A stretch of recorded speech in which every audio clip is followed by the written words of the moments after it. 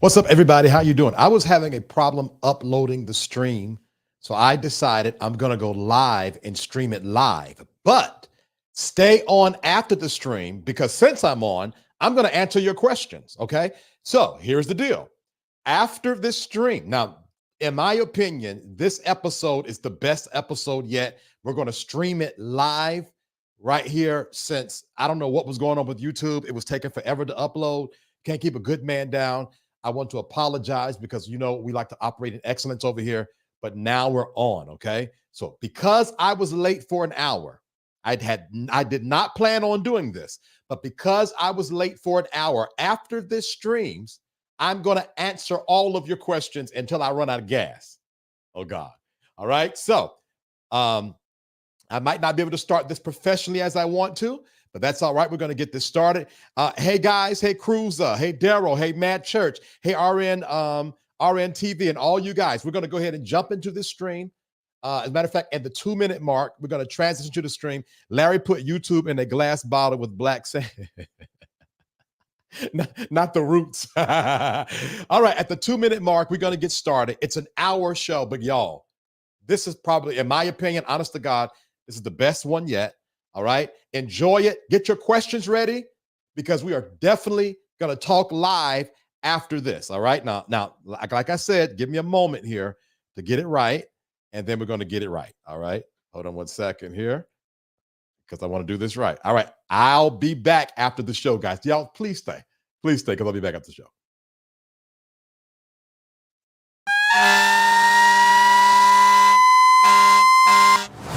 There's go and tell him about Vincent, please. Go and tell him about Brother Vincent. Look, I was so shook as I was even watching last night. I was so shook as I watched and listened to this man's account. He was very detailed. He was calm. This man is not lying. I don't believe he's lying. He articulated timelines. He shared a lot of details. I don't think anybody would go to that kind of trouble just to tell lies. And he had receipts. Whole bunch of them. Because as a person who has traveled, who has sweat, who has carried all daggone that we almost broke our backs, lack of sleep, lack of having high anxiety, you're not gonna what you will not do. And I don't know Vincent Terrill Hill. His story is his story. But it touched a nerve for me when I started seeing people saying, well, this is what happened and y'all don't know. Baby, you don't know. You don't understand the blood, sweat, and tears that is called ministry, walking with someone and what my account is. This about freedom.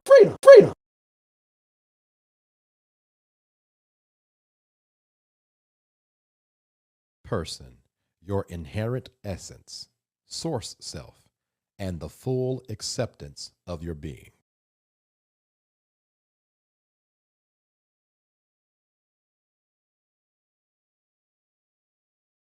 So I called this segment part 3. Thank you guys for watching. I appreciate your support and I love you.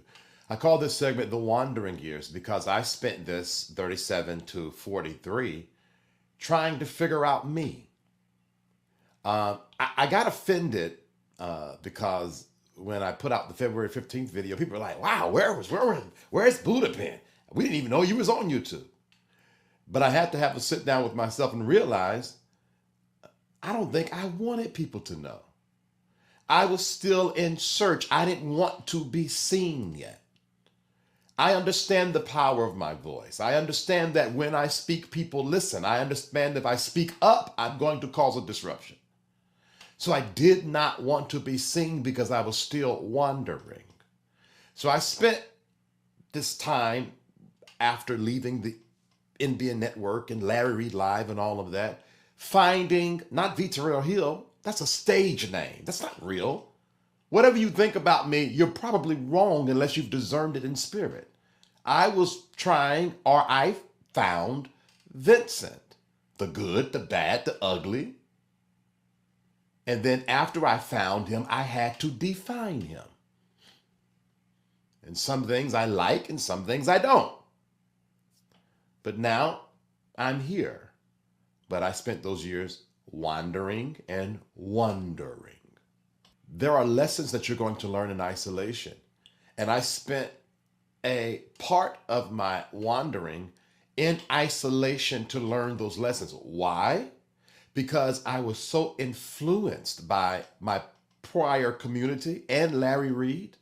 I needed to shut out all the voices that was connected to me, not to run or hide, so that I could finally hear my voice. I wanted to hear the power of my voice, to hear the power of my decision, to feel the effect of my decision. So those were the lessons I learned in isolation. I learned the lesson of Vincent Hill. I always found it strange how all of them live in the same house, ex-wives, kids, and them. See, all that to me, hey, Ebony Diamond, thank you for coming in. All that to me is cultish. All of that, you got to move folks in. You're into their, go to church, worship, get the word, give the word, whatever you serve, and go home. All of this armor bearers and mother and father in the ministry, nieces and nephews and cousins in the ministry, and my mama in the ministry, and my spiritual father, and I don't get into all that stuff. That stuff, that's when you're going down into tricky territory. Tricky territory. Where was Lisa in the Atlanta transition? I don't necessarily remember. I feel like she might have still been stationed in Louisiana, but I don't know. The one thing I do remember was there was a space of time that she was living at a Luste Drive in Raleigh, driving to Fayetteville every day, whilst we were in Atlanta. And then something happened, and then she moved from North Carolina to Atlanta with us, and she stayed for a little while, and then her and Larry had a conversation one day, and then Larry came and told me they were getting a divorce because Lisa wanted to leave him. That's really all I remember. I might know more in the back of my mind, in my subconscious, or wherever that those memories lie, but that's all I remember. It's very broad stroked. From a time perspective, though, we moved to the high rise, right? Like maybe 2 days before Christmas 2016.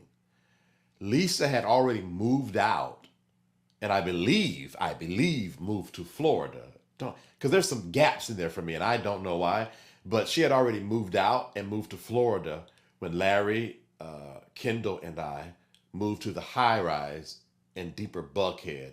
I remember us planning Christmas dinner at Fogo de Chao because we had just moved, and I don't think Mako cooked. I don't know. But Lisa was not around Christmas 2016. But she was still doing, if I'm correct, the show remotely, because a lot of people came into Larry Live when Lisa was on the panel or the show with us. But yeah, she was remoting in, if I'm correct, from Florida. I don't know why this is so gray. Of all the details I remember, that's a gray space for me. Sex cult, a group of people who give up their sexual autonomy through extreme manipulation. Why I left Larry at Larry's home in 2018? Well, I didn't leave Larry's home. Larry and I's name was on the lease, but I decided to leave the community, leave the show, leave the brand, and leave them as friends. So I got a lease in another apartment complex. Why? It was so toxic.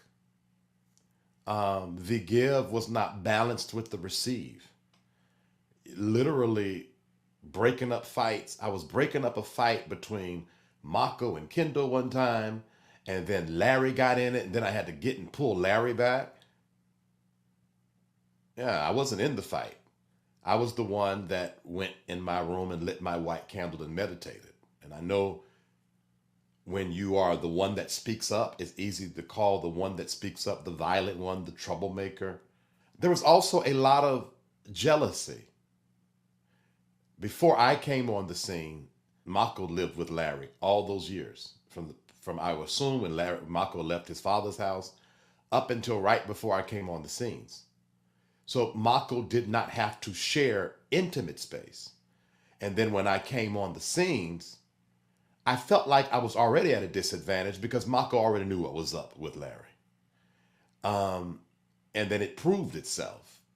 I think one of the things that bother me about Mako is I saw a clip one time where Larry is talking about we only had sex twice or something like that. And that okay, fine, that's cute.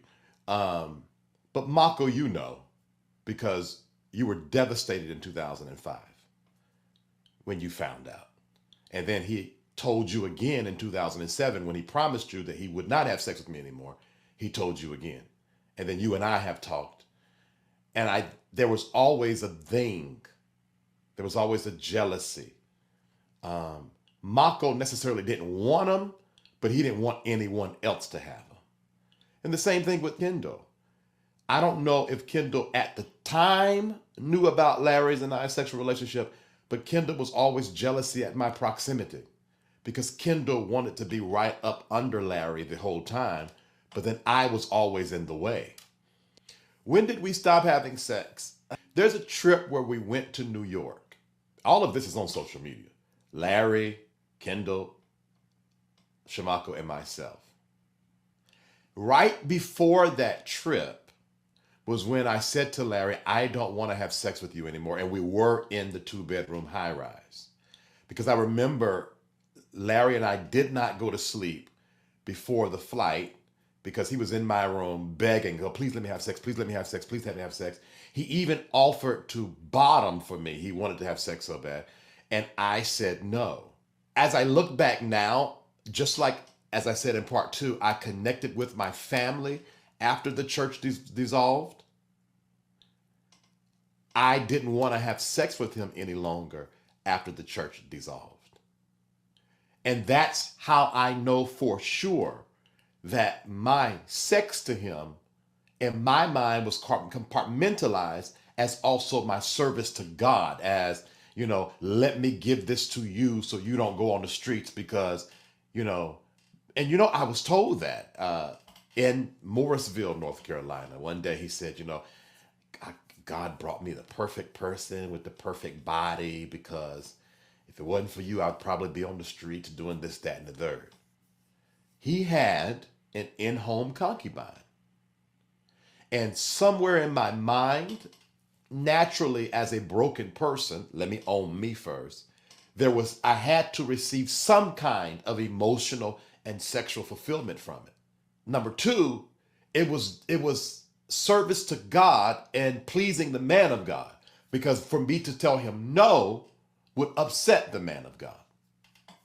And so when he was no longer my man of God or pastor and just Larry the friend, I lost all sexual attraction to him.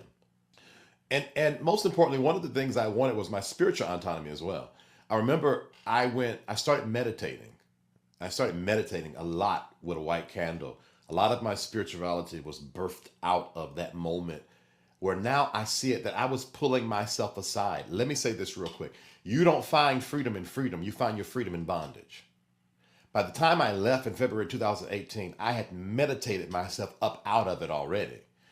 And I remember on the way to Whole Foods, because I used to eat there a lot, and he brought up a scripture, I brought up a scripture, I said, at any rate, I said, I don't agree with that. This is my interpretation of it. He said, well, how can you disagree with what I'm saying? I'm your pastor, or whatever term he used. And I had to explain to him, not anymore. And I don't believe that set well with him, because even though he wasn't pastor anymore, he was just Reid or Larry or whatever we called him at the time, and all of us was just friends. There was still this kind of serving of spiritual dominance, and I didn't like it. That also was a great reason why I left. All of that compounded over years because no one addresses anything. Of course, everybody's going to be bickering and fighting and on edge. And you've seen it on the reality show. That's real. Unless something has changed since the last reality show, that fighting and bickering is too much. And that was going on in 2018. And I just needed an out. And then Larry had sex with all of us, all 3 of us.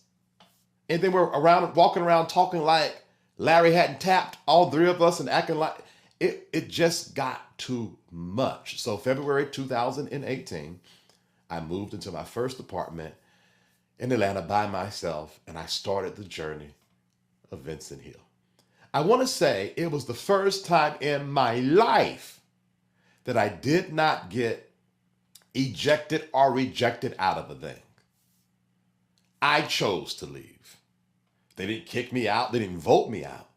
I looked around and did not like my surroundings. And I said, I want out. Moving into my first space on my own was a triumph of triumphs of triumphs. To somebody, it was just so simple. It was rather nice, but simple 1-bedroom apartment. For me, it was 100% about my freedom. I smelled my air. No longer would I wake up having to navigate through the experiences of someone else and how they perfume that or fragrance the atmosphere with whatever they're experiencing. It was my atmosphere, my fragrance, my experience. And I loved it. Now, don't get me wrong. When you've been around a cultish, or rather cult community for what, 2003 to 2018, right? You're used to it. Don't let people gaslight you because you still have some kind of affinity towards your abuser's community. Okay, that church hurt you bad, and I know you're never going back, but don't feel bad because every once in a while you miss them. That is natural when you've been around them for so long. And a lot of people ask me if I can just pivot for a second. Are you still in love with Larry? Are you still in love with Larry? First of all, I never said I was in love with Larry. That's number one. Number two, when you've had sex with someone all of your, 3 years shy of all of your 20s, and then over half of your 30s, there are feelings involved. And I want to give victims permission to feel real feelings other than upset. And I would love to educate those of you who have not experienced this kind of abuse. Stop asking victims that. You still in love with them? It's ridiculous. Not because a victim cannot be in love with their abuser, but it's deeper and more nuanced than that. There are too many cords and bonds and connections that I don't even know can be defined or determined. They just have to be cut. And there's an imprint that the abuser puts on the abused that I'm not sure ever leaves. So stop. All right, so I have a new place. Okay, now I gotta pay for the place. I Ubered a lot. I worked at AIB Network. I was in the trenches with T.S. Madison. So the question is, did I consider it a punishment? No, I didn't. Did I want to be in charge of changing out the tissue and the toilet paper in the bathrooms of AIB Network at that time? Absolutely not. Because for me, I had my freedom. And that's why I think it's interesting how Larry sculptures his argument that I must want some kind of money. Why would I need money when I have freedom? It's easier to get money than it is to get freedom. So I had my freedom. T.S. Madison experience was a part of my freedom. It helped me pay, rather, for my freedom. So working at AIB in that entry-level job and working with T.S. Madison was my way to afford my freedom.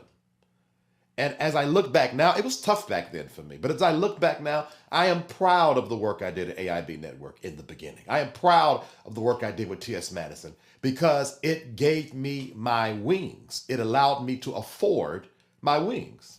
Self-identity refers to how you identify and define yourself. Fundamentally, it answers the question, who am I? It is essentially everything that encompasses you, a combination of all of your personality traits, physical attributes, and interests. I absolutely felt that. I allowed church in its structure to suffocate who I was. Yeah. And one of the toughest things as I dissolve some of those traditions and teachings, principles, and ideologies, is coming back to myself. And not even back to myself, but learning what I never learned about myself before I really got deep into the church. So I think it's so important that we identify ourselves. And I briefly said it in the beginning. It's not important that we like ourselves more than it is important that we identify ourselves. And I think people get stuck in the loop because they're trying to find themselves, when in reality, they just don't like what they've seen. So they're looking and searching. No, this can't be it. I was not in this journey of self-discovery wanting to like what I was discovering. I was just happy that I had an opportunity to discover. I was happy to have life. I was happy that I was able to get employment, that I was able to pay my bills, that I was able to be without a dark cloud over me. And I hope that those of you that watch this, that you're clear. You do not, the power is not in liking what you find. The power is accepting what you find. I didn't know that then. I know it now as a soul healer. But because I was so bound up from 0 to 38 years old, and for the first time at 38, I made my own decisions. I didn't care. I didn't care what decision I made. I didn't care what I did. I was more interested in why I wanted to do it, and was it really me? And if it was really me, I went 10 toes down on it. Whatever I wanted to do, I did it to discover who I was. And I had a number one rule. Our number one rule: do not harm yourself. Now, I'm not talking about like harm, like drink too much or something. I'm talking about whatever I did, I was not allowed to beat myself up for it. Whatever I did that night, let's say I went out on a Friday night, I would come home, take a shower, light my candle, burn my sage. And I did not talk to God. God forgive me, God forgive me. I talked to myself. I accept you as you are. You're okay, Vincent. You're all right. And I did that. And I affirmed me, the person. Your person has been abused enough. Now you don't take this freedom that some of you are about to embark on and then beat yourself up for it. Accept you at every turn of your life. Who was the person that I discovered that I was hiding in ministry the whole time? You wouldn't believe this answer, y'all. I discovered I was the same person. The construct had me to believe that I was a demon, that I was a monster, simply because I liked men. What I discovered was the same honest person then was the same honest person now. The same person of integrity then was the same person of integrity now. The only difference is I accept me as I am, and I'm not trying to be perfect. I'm not hiding behind my ideal self. I'm evolving into my ideal self. See, the journey to my ideal self never stopped. I changed the method upon which I get there. I'm not hiding behind this fake image. I'm evolving into a real thing. I hope I'm setting somebody free today or whenever you watch this. You are not a monster because they said you were. You're not dark because they said you were. You are creating monstrous and dark things because you are believing what they said. And in this journey in 2018 up until present, I had the opportunity to prove everybody wrong. My existence proves they were wrong. The people's lives that I save almost every day of my life prove everybody wrong. And if I would have listened to them, my voice would have been muted. And the countless people that I touch every day, I'm not sure if they would have been touched like they're being touched now. Sexuality, a personal and individual aspect of a person's identity, of a person's emotional, physical, and psychological experiences related to the attraction, intimacy, and pleasure. Now let's talk about the darkness in the monster called sexuality. I am a homosexual, and it is what it is. And I don't make any apologies for it. And that's it. Now, my road to discover that has been a bit arduous. It's been tough, right? It hasn't been easy because the biggest enemy was me, was letting go of this belief that I cannot have love, that I cannot be connected, that my type of sex belonged in a dark space. It could not be pure and seen in public and upright.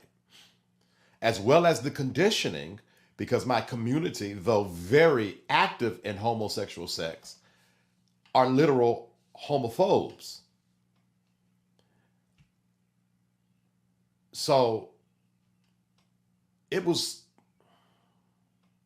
I had to divorce so much conditioning to accept myself. And I'm glad I did. And I make no apologies for it. Though it was not easy. Now, I had to make that blanket statement because I'm not apologizing for who I love. It was a challenge to be introduced into this world, especially in Atlanta, this sexual world, specifically in Atlanta, because I had had sex with one person. And then in 2003, I had sex with Larry. And then Larry and I had sex from 2003 up until early 2017. So it was approximately 14 years, 13 years, something around there. Then after I stopped having sex with Larry, I still stayed in that community to 2018, but I wasn't having sex with anyone. So now imagine living by yourself. How do you go on dates? If there was ever a time, because I know a lot of y'all think that I'd be mad at Larry all the time. Let me tell you the times that I was the most angry at Larry. Honest to God, this is the truth. I was the most angry at Larry when it came to wanting to explore dating and connecting with people. Because I was so confined, where I was not allowed to speak to men. I wasn't even allowed to have elongated conversations with men in the church without letting him know. So my social skills were stunted. I had the social skills of a 23-year-old. So I made a lot of mistakes. I didn't know how to move and finesse and get through this world of gaydom, especially in Atlanta. Those were the times I was the most angry at him because I felt like he cheated me out of the greater portion of my life. Now I'm 38 years old, about to have an anxiety attack because I'm going to send a text message or ask somebody you want to go eat popcorn. Figuratively saying. So the social part was more challenging than the sexual part. The sexual part was not that challenging because I had a lot of sex with Larry. It was the social part that was burdensome for me. As well, burdensome because it was the first time that I was a gay man in the light. Literally, hi, I'm a gay man, you're a gay man. Would you like to go out on a date? Well, that was challenging. Yeah, but not from a sex space, but from a social space. Not only did I have to go through a social sexual transformation, I had to go through a physical transformation. I had to understand my body and what I wanted my body to look like. I don't think you guys understand how little control you have over your life when you're in an occult, when you're up under a sexual spell with a narcissist. So I learned my body and what I wanted to look like physically. And I went through a lot of changes. I gained a lot of weight. I lost a lot of weight. Now I'm somewhere in a sweet spot that I need to firm up a little bit, but I had to learn these things. I had to learn myself spiritually. And that's where, ooh, boy, that was a challenge, because now it's not just Larry. Now it's everyone around me. I don't know why people feel like they have say so in how I believe spiritually. I want you all to know you don't. Not my parents, not my friends, not my family, or my enemies. The only person that has say so on how I believe or exercise my spiritual right is Vincent Terrill Hill. If you've been watching or listening, there's this term that I've been using a lot called autonomy. If anyone breaches your autonomy, you need to inspect them, because they might be your enemy. Spiritually, physically, financially, emotionally, mentally, no one should breach your autonomy. One of the things that helped me, and I want to tell everybody that's been in an abusive situation, socialize. The only way that you're going to get out of it is to socialize and be around people. What helped me was getting a job. Getting that job at AIB helped me learn, like, engraft myself into public spaces again. Because that community, and it's not just Larry's community. There are a lot of communities like Larry's community. They hang around each other, they work around each other, they eat around each other, they vacation around each other, and and you easily become socially muted. You easily become socially stunted. And one of the pieces of advice I will give any person that has been in an occult or an abusive situation is go socialize. One of the things that helped me socialize, as I said before, was AIB. And so AIB wasn't just a place where I received finances. It was a place where I went out with coworkers. Coworkers came over the house and I would cook for them on Sunday evenings. It was where I got into disagreements at work, but had to be a bit tempered, because it was work, but didn't always be tempered. And then I had to go back and fix it quick, because if I didn't fix it quick, I would lose the job. So I had to learn how to communicate with people in the outside world. And that's what AIB was for me. AIB was also a validation of the hard work I put in, because up until that time, my work was with Larry. I was Larry's assistant, or Larry's guy. Now I am the, what was it? Senior producer, assistant content manager. My title that I had because I earned it. Remember, I started off managing bathrooms, but I did it outside of Larry's help, outside of my abuser's help. So there was vindication for me, and it gave me more money. So I had more freedom. So that's what AIB was for me. It was a social experiment, and there was vindication of my hard work I had done in my previous life. Now, I don't know if you guys understand that I have been chronologically taking you through my life. And now let's talk about LaVonTraye Andrews. But you could have spoke to LaVonTraye at any point in time and got his side of the story. Being a man of the cloth, you're telling people to clean their houses and get your house together. No, get yours together.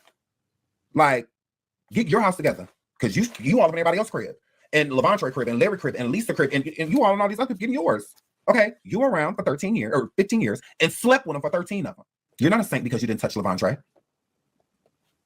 You knew about it. You chose to do nothing. You were complicit because what you were getting out of it. Absolutely. I'm going to say this again. I only spoke to LaVonTraye in June of 2018. I did not get the full story up until June 2018. What did I do when I got the full story?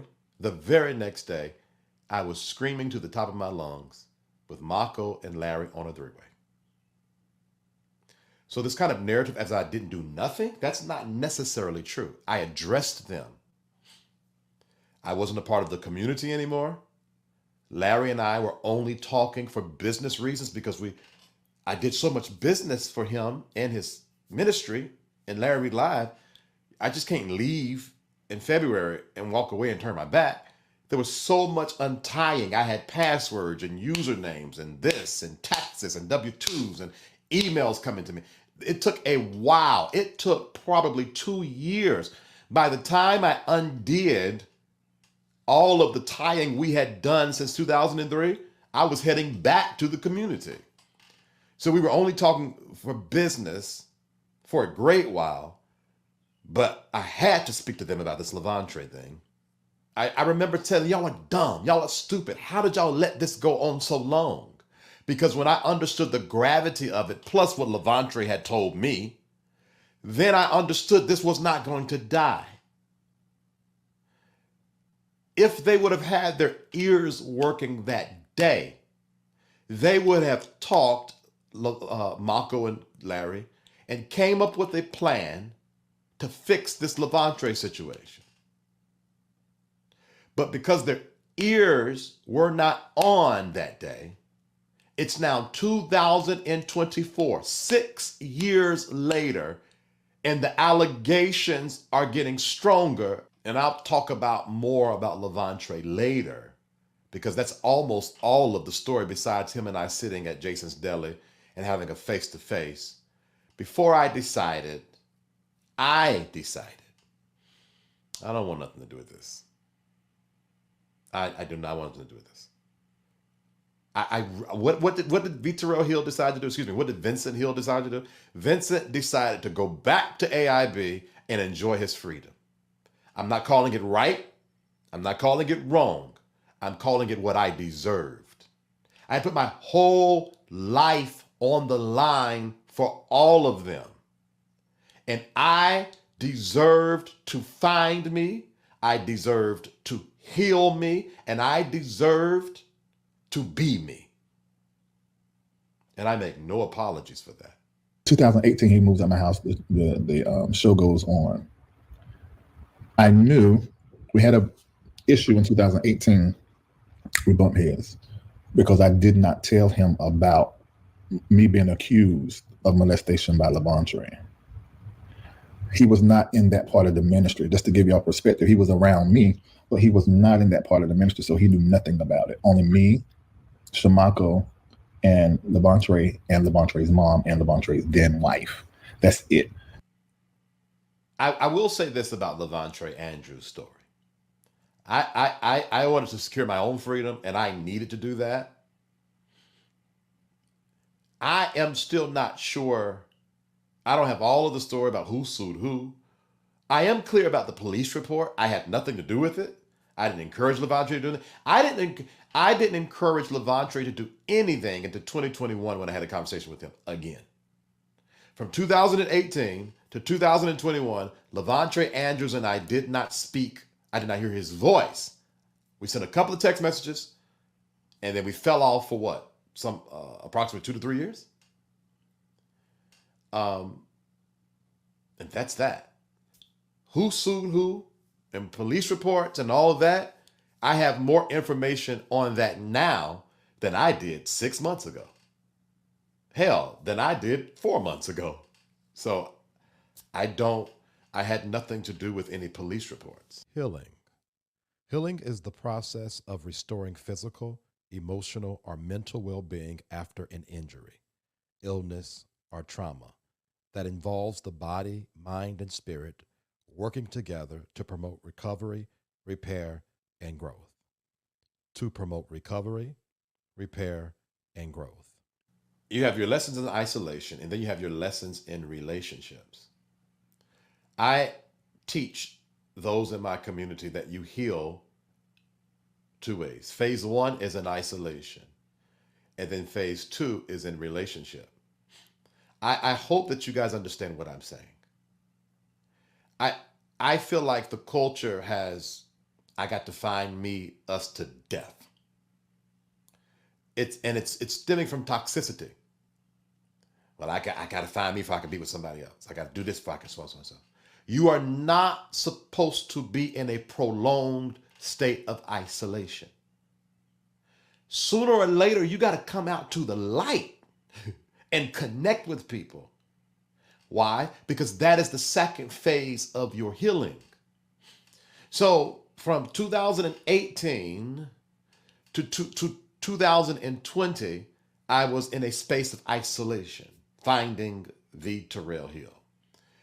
In 2020, I entered into the phase of relationship, the second phase of healing.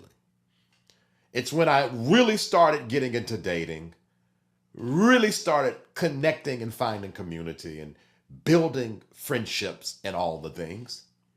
I even started easing communication back with Larry and crew around that time.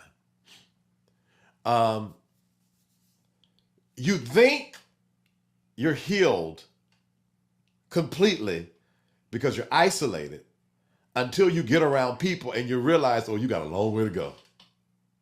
But normally what people do is then they go back to isolation. But no, you're supposed to stay in the relationship phase until you filter out or evolve out or heal completely. And that's what I did. And so 2020 was all about the social v. Terrill Hill. Laughing, cutting up, going out to eat, text messaging.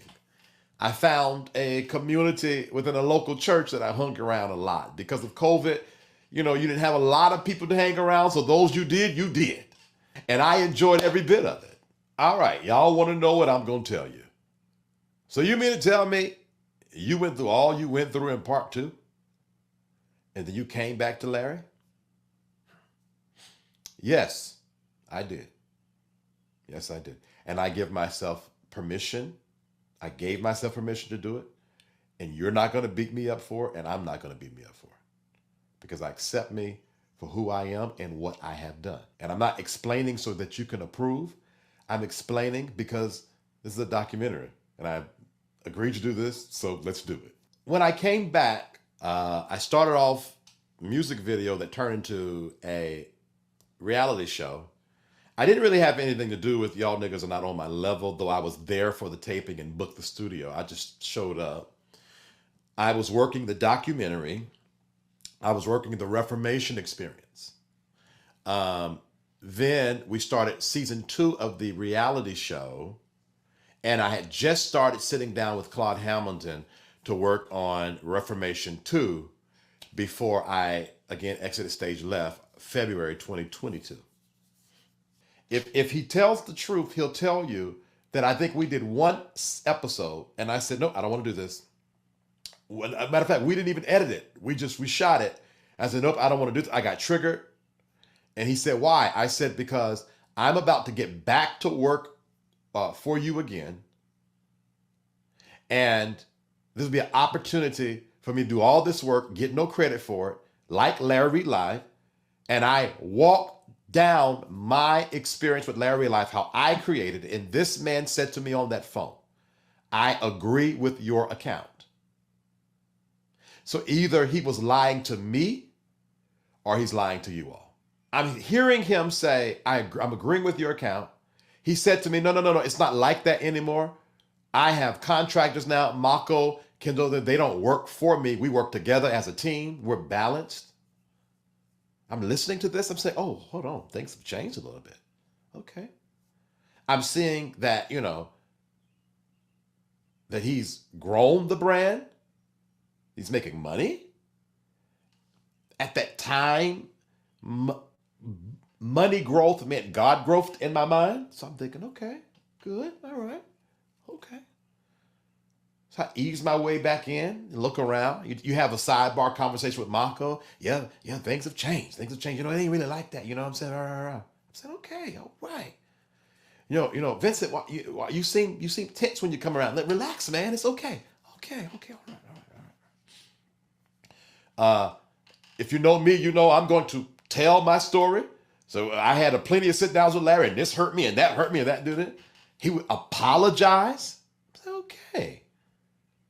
The straw that broke the camel's back when I truly opened myself back up in that community, I was doing the reality show, sitting behind the camera, and I realized, I said, oh my God, I love these people.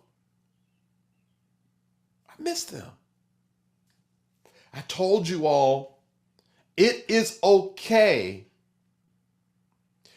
to have feelings for a community that abused you. It is not okay to go back in certain instances or contexts. But I don't want you to feel bad because you missed the people that was fulfilling your voids, because that's what they were. They filled your void. And they filled it possibly for a long time. You're going to feel some kind of emotion with that. That's just the name of the game. It just comes with the territory. So I let my guard down. We end up going to Vegas. We went on a trip to Vegas. It was Mako, Locklear, Kendall, Larry, and myself. And Locklear was just coming back as well. And Locklear and Mako had this come to Jesus. And everything felt all right. I ain't gonna hold you. During the documentary, everything felt all right. During the reality show, it was a little rough. It was a little tough. I didn't like what happened with Latrice during that mid-season live show. Mako and I actually talked about it that night. Mako and I had a lot of side conversations. But all right, fine. We can get through that. When did I notice things changed? Immediately after that first Reformation experience. I don't know. In the coming days, I will get a revelation on what switched. But it's like the energy switched. And from the moment we finished that conference to this moment, I could not gel anymore. It didn't. Something was off. Something was wrong. Something wouldn't flow right. And I don't know what it was. I remember going on vacation with them in Miami. They took Eddie Bankston with them, and it was so vitreous. It's just something I could not settle. As a matter of fact, not too shortly after that, I got back on Prozac. Something was off. So why did I go back? Because everybody was saying how everything changed.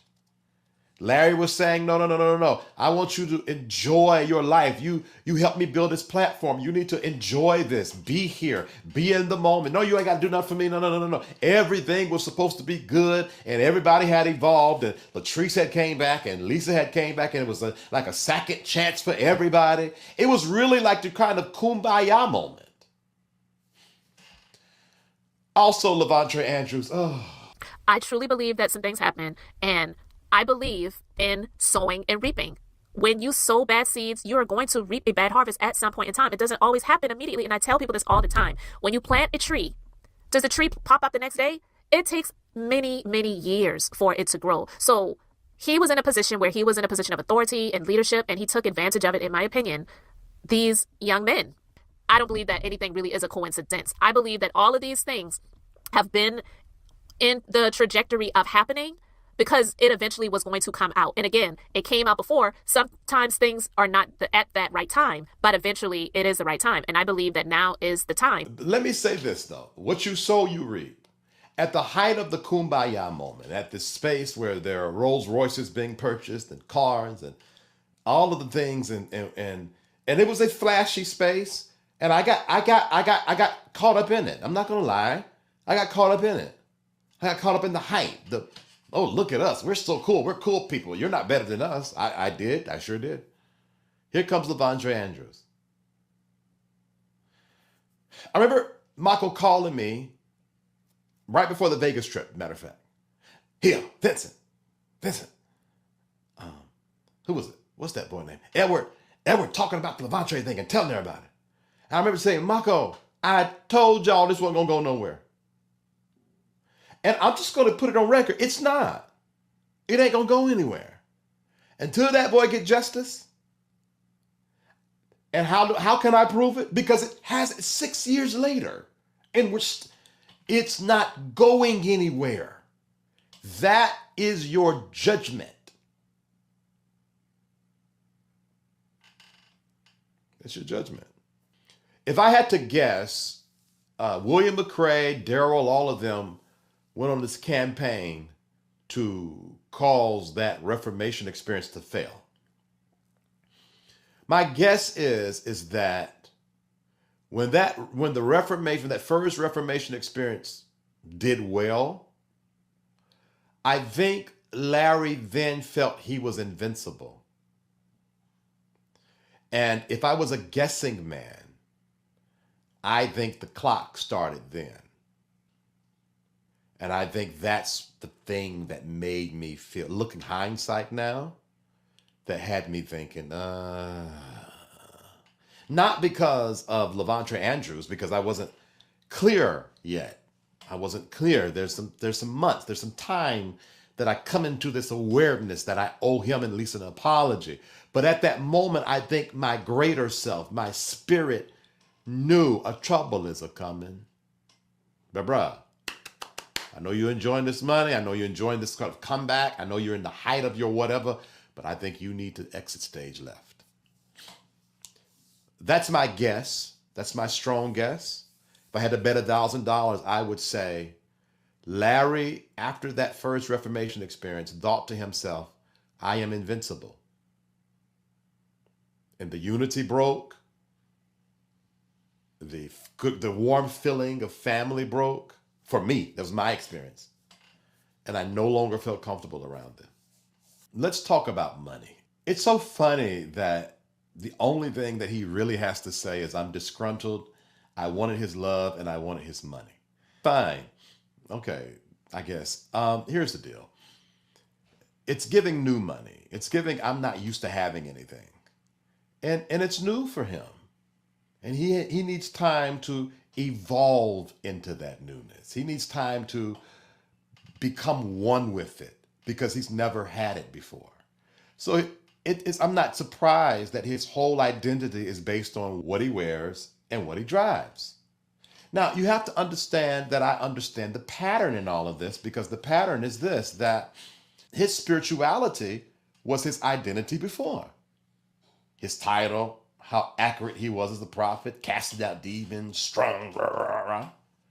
So I am aware now that he always needs something as a mask to cover up his real self. So back in the day, if you kicked up dust, you wasn't spiritual enough. Now, if you kick up dust, you're broken poor. Okay, fine. So let's all give Larry grace as he grows into his money while he still has it. I said in part 2, oh dear, other than doctoring financial statements, I've never did anything wrong. All the wrong I did was up under abuse. Okay.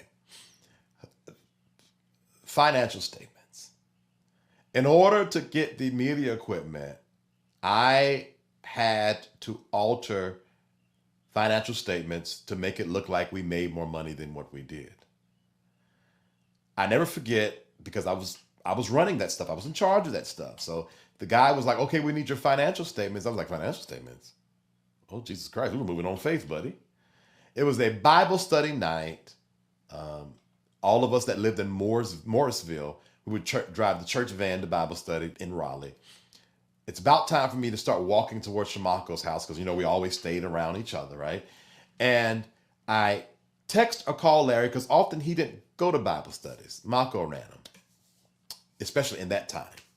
And I text or called him, either one. I said, hey, they need the financial statements. I think I know how to make them. Because what I did was I used PowerPoint. Back in the day, PowerPoint was the thing. And I made sure that I could do it first. And then I said, hey, they need financial statements. We need to make a certain amount of money. I went on PowerPoint. I realized that I can change the numbers, permission to move forward, because that was always my thing. If I was going to push the envelope a little bit, I needed that apostolic spiritual father grace so God wouldn't get me. And so he said, yeah. And I doctored those statements. So that, to quantify that's what I meant by doctoring statements. Love bombing, a form of psychological and emotional abuse that involves a person going above and beyond for you in an effort to manipulate you into a relationship with them. Do I think that Larry love bombed me in the beginning of me coming back as a method of some kind of control? I'm going to say no. I think that what we see happening with all of the gifts that he speaks of is that Larry is incapable of real love. So he overcompensates with what he can control. What do I mean?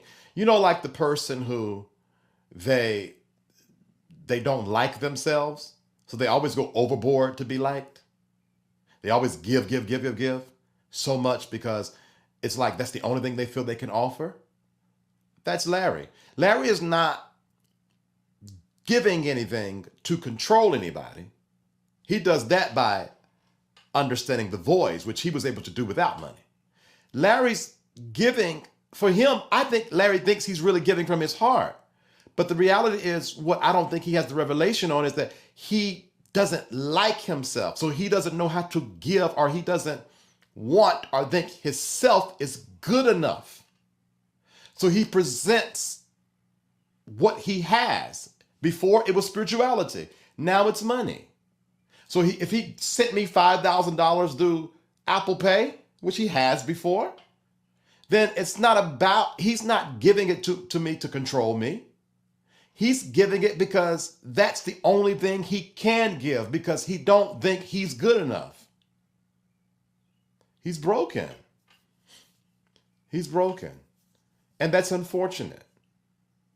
That is highly unfortunate. I don't think he is that complex enough to love bomb more than to overcompensate for what in his subconscious he sees as the lack called Larry.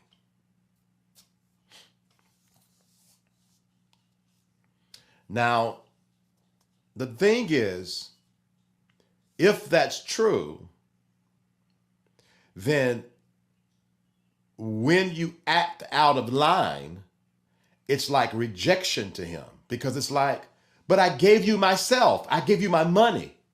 You're supposed to be my friend. You're supposed to stick beside me. I know I can be controlling and narcissistic and mean, but you're supposed to stick beside me. I gave you my money, or I gave you my spirituality. I gave you my prophecy. Why aren't you acting right? I gave you the best of me. So what I quickly realized, especially in the 2021 time frame, that benevolence that you received by being a part of that community came with a cost. It came with a covenant that's not easily broken. By receiving that money, you end up paying back more than what you receive in energy, confidence, self-esteem, time, autonomy, freedom. Joshua Merles, Felicia, Cameron, the Phillips, Mako, Latrice, Lisa, Kendall, Mark Coley, he's over there now, disappointing enough. They're paying greatly for this benevolence.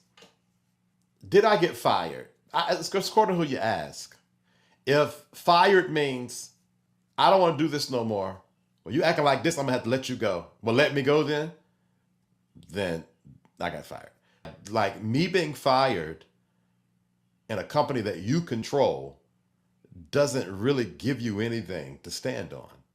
I sensed this kind of voice from Larry, that sounded like old Larry. I'm your prophet, and if I know better than you, literally. You just think you know everything, and I know. And we were talking about a technical thing for the reality show. That if you knew how to do it, you'd be doing it. At this point, I'm clear on who I am. I'm not bowing to that. So then when he realized that I'm not going to bow, then he went from, we working together, to I am the prophet, I am your boss, and I bowed out. Ain't no whole, we ain't got to go whole bunch of, fire me. Cool, we're not doing that. And that's all. That's simple as that. So I'm listening to this guy talk, Buddha, Vincent Terrill Hill. If I'm mispronouncing his name, blame it on my head and not my heart. I'm listening to him talk. Now, the way he's talking now is not the way he talked when he was Buddha. All the pronunciation and the volume and the yelling. You know who he has taken the persona of? Buddha has taken the persona of two people, all right? One, Dawson Speaks, right? When I was listening to him talk at first, and people were talking about it, I thought it was on Dawson Speaks channel, right? So he took Dawson Speaks personification as well as Larry Reid. Listen to Buddha talk, even down to the laugh in the inflection. He stole those personalities, borrowed, inspired by those two guys' personalities, and that's the personality or persona that he's projecting here on YouTube.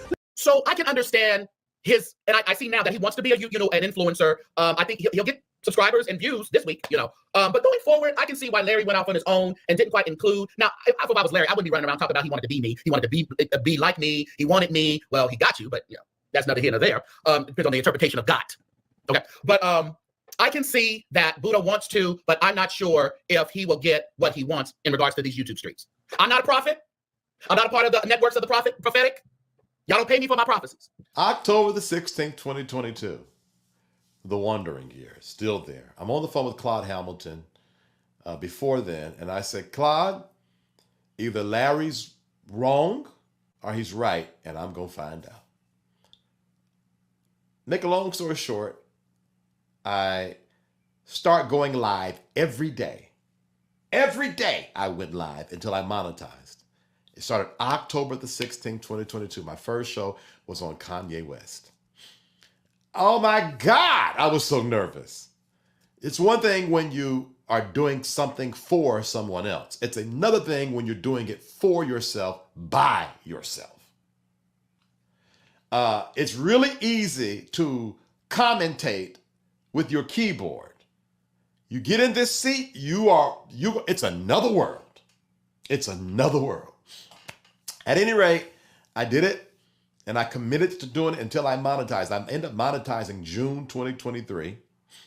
And very proud, happy moment. As a matter of fact, Claude Hamilton was on FaceTime with me when I refreshed my screen. He said, congratulations, Vincent Hill, you're monetized or whatever. I cried like a baby because that was proof alone that I could do it. Now, it took me, 8 months? Jesus Christ. It took me 8 months. I had to figure out my algorithm. I had to figure out myself. I had to figure, because I kept on switching. I would do topics, politics, spirituality and conscious, podcast. I was changing the show, changing the audience. I was figuring it all out. At any rate, I did it. And then, true to Vincent Terrill Hill, I monetized. My channel was catching attraction. And I said, those of y'all that's watching me, if you feel divinely connected to me, text this to this. They texted. I had a meeting with them. I said, I'm going to start a private community. No one will know it exists. I just want it to be exclusively you all while I build it out. And in July, I stopped doing content and only focused on my private community. And I remember Claude telling me, you crazy, you out of your mind. Why would you stop doing content? You just caught a momentum. You just monetized. What's wrong with you? I said, Claude, I'm following the flow. I'm cooking. Now, I wasn't that confident then, but I've always just followed. I learned I had a flow. I learned I don't play by the rules. So I went live 3 times a week, Tuesday, Thursday, and Saturday with that private community from June until October. And then October we came back and I started posting again. And matter of fact, it was an absolute year, 1 year worth of personal work inwardly, learning my voice as it relates to YouTube, connecting with my audience. All of that was from October 2022 to October 2023. Changed how I looked at him entirely. And so he said, when you hugged me on Sunday, I got an erection. He said, I could tell that you really love me when you hug me. So I could just feel that you love me, and it gave me an erection. I understand if a pastor, leader, teacher ends up sleeping with a student or however, I understand that can get sticky. I get all of that. The situations that I've been in, as a pastor, as a mentor, I'm not proud of those situations, and I would never tell you. And if it ever came out, I probably would deny it. I ain't gonna tell no lie. Okay, now here's where things get juicy.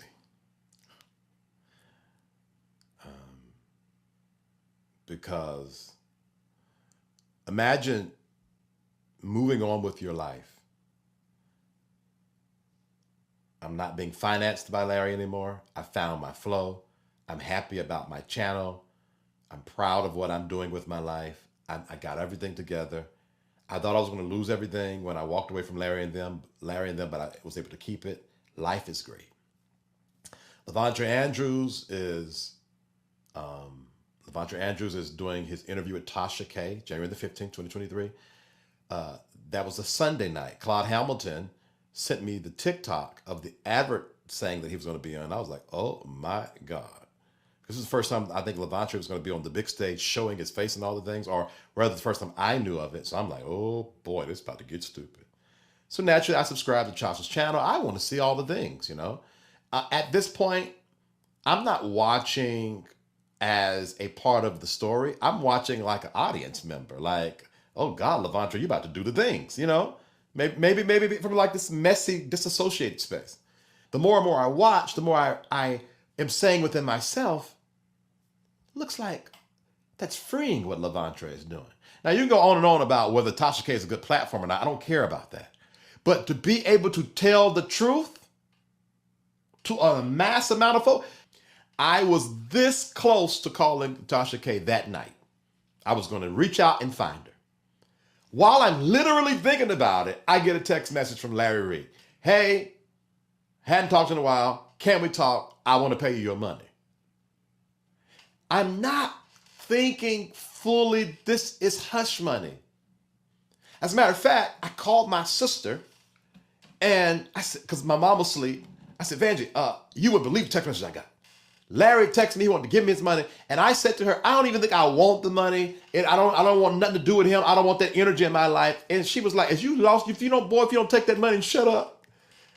And it made me think like, bruh, don't be dumb. It don't matter what he got to say. Take that money. Now, what money was it? Let me be clear. It was money he owed me from the beginning. An agreement we made that he walked out on because I didn't do what he wanted me to do. This was after I left the NBN network. So he came for the first time in my life. I did something that I would have never done before. I recorded our conversation. I don't know why it came to my mind to record that session, honestly. I just did it. And I don't know if it's because I didn't trust Larry. I didn't even ask myself, and I still haven't taken the time to really think about it. I'm just glad I listened to myself. I mean, imagine controlling someone all these years and this someone, me, always having benevolence towards you. And no matter how wrong you do them, they always come back and always honor you. And when they do leave, they never thrash you or bash you. They never publicly shame you. So you think in your mind, if there is a safe space to tell all, it's with Vincent Hill, while the whole time I'm recording on my Apple Watch. At the time, I thought a friend was coming to mend with another friend because we called each other friends at that point. I recorded that conversation. I saved it in my voice memo. I did not go back and listen to it. 1 year later, the producer of the abuse series is saying, listen, we're doing this abuse series. Larry might think you are coming for him and might do something stupid and say something and pick a fight. Because what we said amongst ourselves, and we'll talk about the abuse series later, but I'll say this and I'll keep on going. The producer and I said to ourselves, we'll never hit Larry first. But if he swing, we blowing the spot up. So the plan was go through this recording, log it, do the whole thing. That way, if we ever needed it, it's easily accessible. Some of the most triggering 4 to 5 days of my life because I couldn't listen to the whole thing in one setting. So we would do 20 minutes at a time. We'd log and timestamp. It was listening to that recording after rejecting a year ago his advances to reconnect after working with my private community, after focusing on my YouTube platform and becoming more of who I am, I realized this man never loved me. That visit was hush money. He's a bad liar. That Lester story was ridiculous.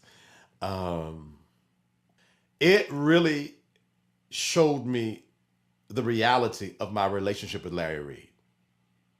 That's why when someone asked me one time, do you think he ever loved you? And my answer is no. It's based on that recording. Do you still love me like I love you? Yeah, my love ain't like that. He was being calculated. He came by my house to make sure I still got you under control, right? The first thing he said to me when we started talking, I'll never forget this. He said, you still love me, don't you?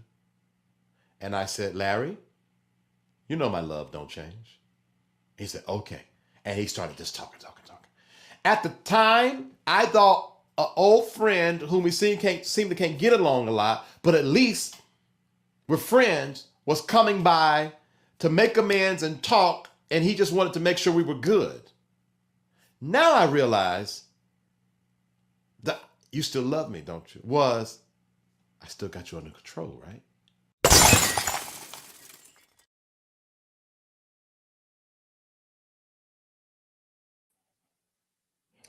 All right. I hope you guys have enjoyed that. Listen, we are about to go live, and well, we're live now. I'm going to be asking your questions. We're going to run a quick commercial. That was intense. I'm shaking a bit as I watched it. Shout out to the team who has put this thing together and dropped these things. All right. We're going to run a quick commercial real quick. And then once we come back, I'm going to take your time. Now, I want to say just straight up, there's only one producer on today. We do not,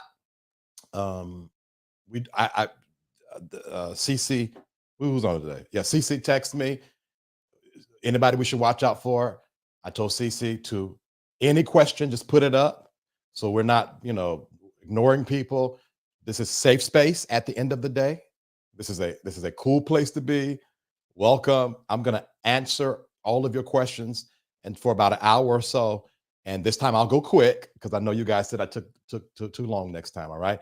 I'm going to run this commercial real quick. And then when I get back, we're going to start answering some of your questions. First of all, I hope that you guys receive all the healing that you need from my story. We'll be right back. I would love for you to join our email community. In the description box of this video is a link. You click it, put your name and email address in the information, press submit, and you are going to be a part of our email community. But guess what? You got to check your spam box because there's a double opt-in. So you got to confirm that you truly meant to sign up. Would you like to be notified every time we go live? There's a simple way to do that. Join our free text club. All you got to do is text the Terrill Hill to this number, 833-458-3658. You just text it. Text V Terrill Hill to 833-458-3658. All right, this is the last announcement, and then we're going back to the content. I am gifted to help people become their best self, and I want to offer you a free consultation. There has never been one person that has had a free consultation with me that did not leave better than when they came, all right? All of that information I just went over is in the description box connected to this video. All right, let's get back to the content. All right, we're back. Thank you guys so much for watching all 3 parts. If you're just coming on and seeing this part, you want to start for part 1. Part 1 because it tells the whole story. Let me be clear. Larry took up from 23 to 38 of my life, and then from 42 to 43. So a lot of this, Larry was in it. But if you watch part 1, I talk about from 0 unto 11 and how I experienced challenges there. And then part 2, I talk from 12 all the way until 37 and how I experienced challenges there. And now I'm 37 to 43. Tomorrow is the last show. And I cannot wait to share it all with you guys. All right. Okay. Who is this again? Cece, I'm ready when you are. God, give me the strength to do this. Why doesn't Larry Reid openly admit that he is a gay man? All right. In my opinion, there are people on this earth that are afraid of themselves.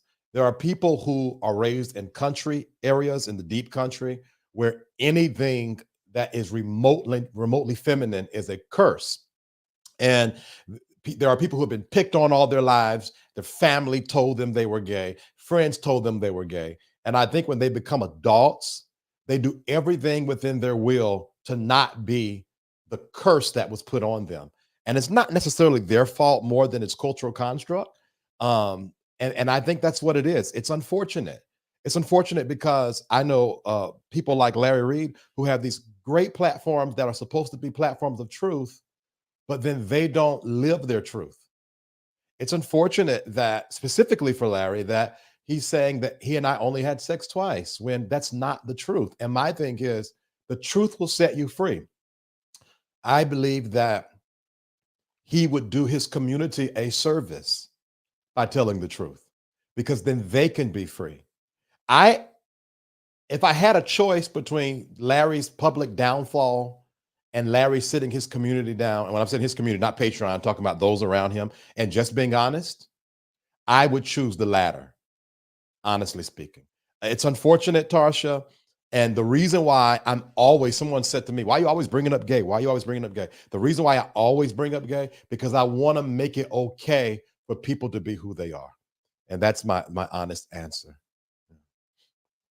Larry talked about a time when he was suicidal and low. Okay. Was your leaving the cause of that breakdown? He would say it was because of the divorce. Can you clarify that? And him closing up his church? Okay. Okay.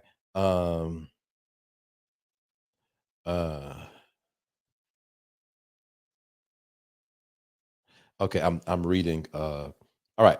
I'm supposed to read this. The producer just texted me this. Bear with me. To Thais. I don't even know what this means, but the producer stated that during your live with Pam Esquire, you mentioned wanting to be kept out of the way of any messiness.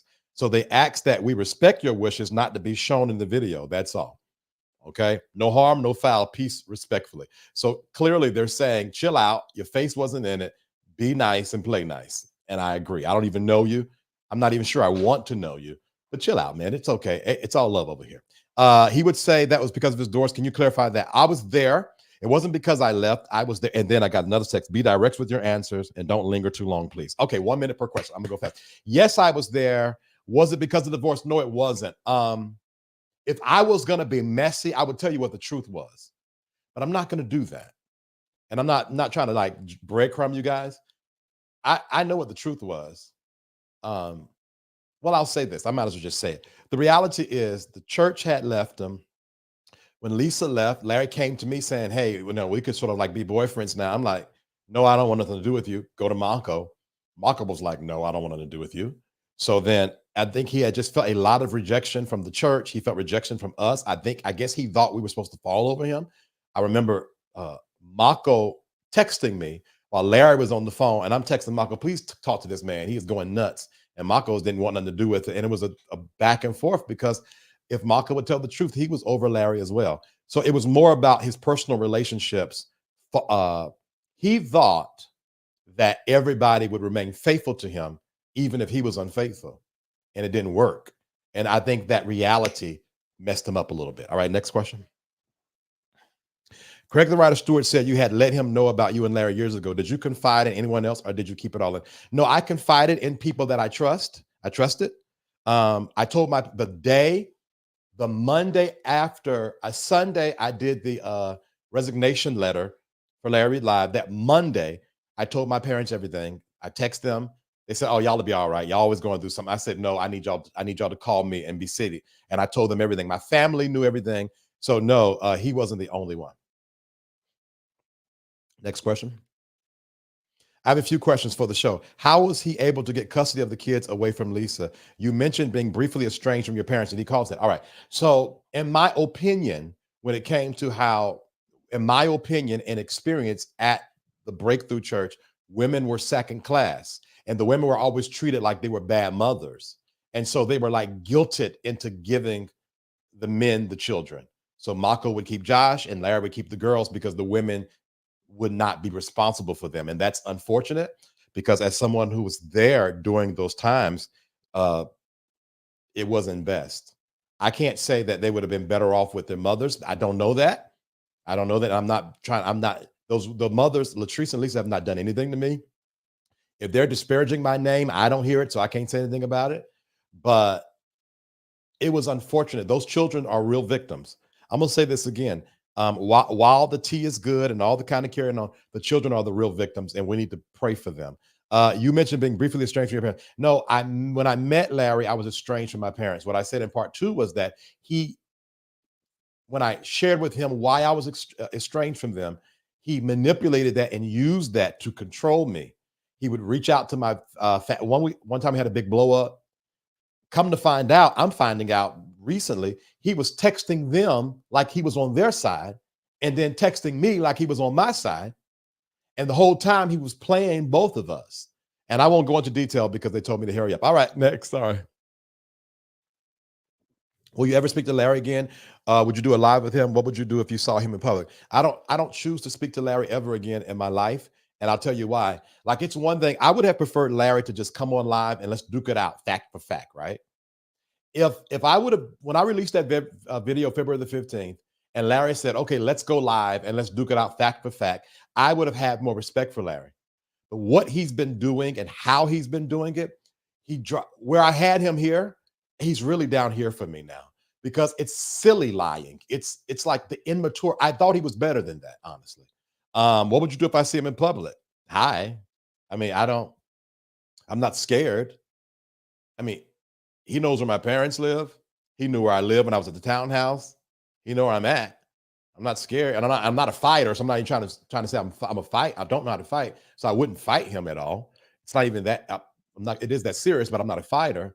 So I would just say nod and keep it moving, probably. All right, y'all see I'm going fast this time. Do you believe Larry has convinced himself he's not a gay man? Absolutely. Well, okay.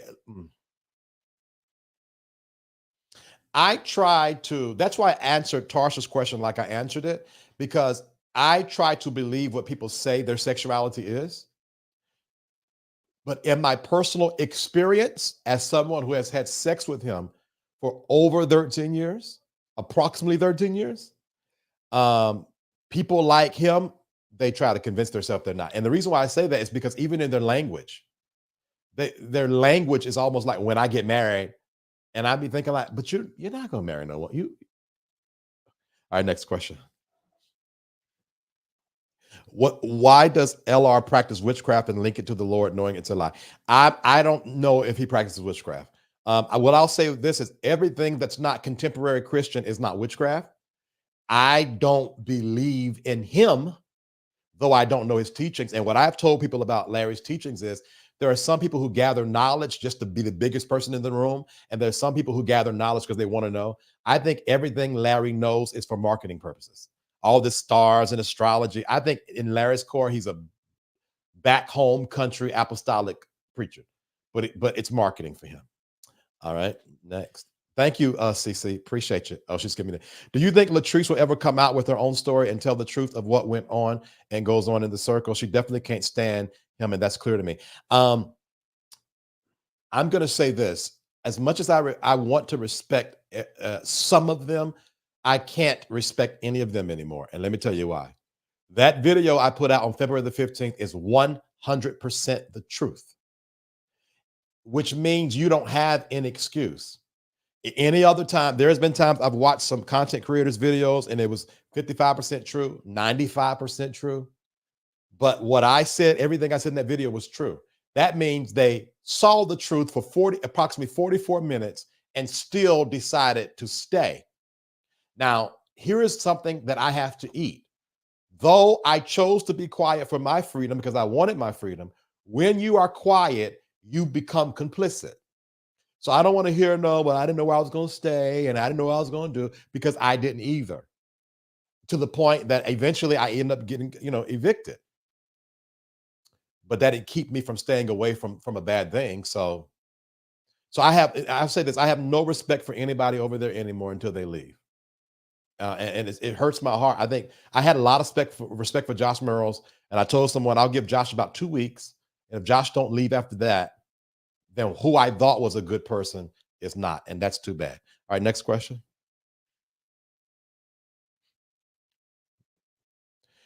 Why would you tell someone else who is going through the same type of hidden same-sex relationship, especially if they're a churchgoer? Why would you tell someone else who is going through the same type of hidden same-sex relationship, especially what? Oh, I'm sorry. Thank you, Cece. What would you tell someone else who is going through the same type of hidden sex?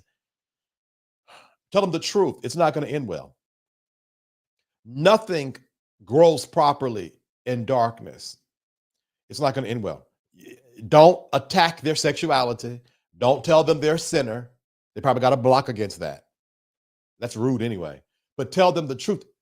I am an example. It does not end well. It's not going to work in that person's favor. I would tell them the truth. Knowing what you know, do you feel like Bishop Jordan is overlooking his behaviors while trying to prophesy and rebuke others? And if so, why? All right. In my opinion about Bishop Jordan is skimming over everything. So if the bottom drops, he can be like, and there's people like that. There are people, Bishop Jordan is old money, old school, old church gangster. Bishop Jordan's not dumb. There's no part of me that believes Bishop Jordan believes Larry. Bishop Jordan is not a dumb man at all. Bishop Jordan is a wise man. Bishop Jordan is what we call in the tarot world, a seven of swords, a strategy, secret, deceptive, gray area kind of man. So I believe he knows. Bishop Jordan is collecting checks, enjoying seeds, and getting platforms. He's using Larry like Larry's using him. And I think Jordan's smart for it, if you ask me. I'm talking to lose. I got to go. Okay. My question is for you, Vincent. Was it before or after the sexual relationship that you realized Larry was a deceptive pastor? Can I be honest with you all? January 2024, when the producer twisted my arm to listen to that audio, is when I saw him for what he really, really, really, really was. Like I said in part 3, I thought we were just friends who couldn't get along. But staying away and then ultimately denying him when he came January the 15th, it took the scales off my eyes. I cried like a baby because I thought I had a real friend. And then doing this abuse series, let me tell you guys this, the best therapy you can ever have is get in front of a camera like I'm doing now. Therapy. So I've learned a lot about myself as I have gone through this abuse series, and now Ms. Furlow Speaks. How do you help others break free from this type of bondage? Tell the truth. One of the disappointing things about abuse victims is a lot of times there's guilt that comes with what happened to them, especially when it's man on man. There's no way in the world that February the 15th video would have been effective if I didn't out myself as well. And I think it's unfortunate that people cannot tell the truth or they get shamed. And we got to do a better job at that. And let me say this to you content creators. I was very disappointed in you guys that after, and I'm actually covering this in part 4, and I'm saying this nicely this time because I've used some of your videos. We're neutral. We're neutral. And I want to say this, don't let the safe space fool you. All right. You should see by now, I'm nothing to play with. I'm a nigga. I'm a reformed nigga, but I'm nothing to play with. All right. So y'all leave me alone. And I was disappointed in some of you all who, instead of taking the hype of that video and pushing for the victims, you all took your time to observe the way I speak and yelled. And all of you that was talking about, I'm for the victim, I'm for the victim, I'm for the victim, you were so for the victim that you got distracted because I was yelling. I don't believe you. And my issue with that was the hope that people got from my voice. Perhaps you all muffled the hope because you decide to disparage a whistleblower because I was taking too long answering questions and I was talking loud and screaming. I call ignorance. I call ignorance on you and everybody that followed you. All right, next question. Has he tried reaching out to you since you told your I done got a text message. Oh Lord. Has he tried to reach out to you since he told you okay. All right. All right. I'm getting my hard stop at 7 p.m. I'm hard stopping at 7 p.m., guys. All right. Has he tried to reaching out to you since you told your truth? If so, what was that like? No, and he won't, because the thing is that whole camp don't know all I have. I'll say this over and over again. I probably played 10 minutes of that recording. Let me tell you what happened. My phone, the settings on my text messages erase text messages after a certain amount of time. And the producer said to me, "Have you lost your mind? Change that setting." Not even realizing that there was so much What was it? There was a lot of incrimination that happened via text message, pictures and videos and stuff like that. They should be glad my spiritual advisor told me that God did not want me to destroy them. God wanted me to be a piece of the puzzle. Because if my spiritual advisor, excuse me, let me be more honest, my tarot card reader, because I go to tarot card reader, did not tell me that, oh, we was going for broke. So I think it would be wise for them to leave me alone. I mean, like, really, it would be wise. I am the formidable opponent that they don't want. That's what I'm telling you. I think all of y'all should leave me alone. You don't ask William McRae. Next question. And I don't take that back. I'm being very serious. Would you testify open? Absolutely, I would. Absolutely. I absolutely would. Yeah. For clarity, did you get your own townhouse when you left? Because Larry said he was the one who got you that townhouse. And this is the kind of disappointing lies Larry tells. Larry is the kind of person that will call you and say, "Hey, what you doing?" Looking for townhouses, but I got to, I want to stay around the Midtown area, and I got to watch my so and so and so and so and so, and you're having friendship conversation. He was like, "Well, how much money do you need?" I said, "I'm gonna have to give about $5,000," and it tink, and he sent it to you. And then I was complaining about the townhouse I got because I stayed in a high rise on the 20th floor, and I felt like the townhouse was a lower grade than my what's the name, and he volunteered. He said, "Well, paint it and take care, and I'll take care of it for you." The thing is, with him, he'll give. You don't have to ask for it, y'all. That's not the kind of person he is. He'll get it. How I got my laptop, we were in Miami. I was on the balcony sitting by myself. He texted me, said, "What you doing?" I said, "I'm looking at laptops to buy because I need one." He said, "Well, how much the one you get cost?" I said, $3,000. Ting, he sent it to me. So, like, it's almost like he's putting himself like he was having to be like, he wants to be the savior. So he puts himself in spaces to be the savior, even if you don't ask him. But yes, he didn't get me the townhouse. He just paid the deposit for it and helped me, renovate some things. And I'm grateful for it. But you could just told the whole truth. Where are you in your healing journey? Thank you. I'm doing well, guys. I need to tell y'all something because people be lying. The pain that you all saw in my eyes in part 1 and in part 2 is real pain. But guess what? Healing don't mean you won't feel pain. And I think a lot of spiritual conscious people who are in the space of soul healing, don't tell the whole truth. We present ourselves like we're over it. No, you don't go through 18 years of abuse and then some 6 years later be like, "Oh, it don't bother me." That's not true. That's not true. But I'm well into my healing journey. I started therapy before I left their network, and I am currently still in therapy. My family is right over there, and they know everything going on, and they are my biggest supporters. I counsel people, and I give sessions and therapy sessions, and we're coming out with some soul healing product the end of this month. And so it's a shame that you can't show vulnerability in the culture without coming across as weak, when the reality is this vulnerability that I show you all is my strength. And I said this on the live Wednesday. If someone cannot show you their weaknesses, deny them their wisdom, deny them of giving you their wisdom. If I can't show y'all my wounds, I'm not worthy to be a soul healer. All right, next question. Do you think Larry wants to keep this part of his personal life hidden because of the church part? Then he should just say that instead of disparaging my character. Larry could have easily got on that live February the 15th and said, "This is none of you guys' business. Peace." that would have been fair play because it's nobody's business, to be honest with you. But the victims, now I guess, hold on. There's a victim side to this, so not scratch that. I think that I don't know what Larry got going on. I'm sorry. Next question.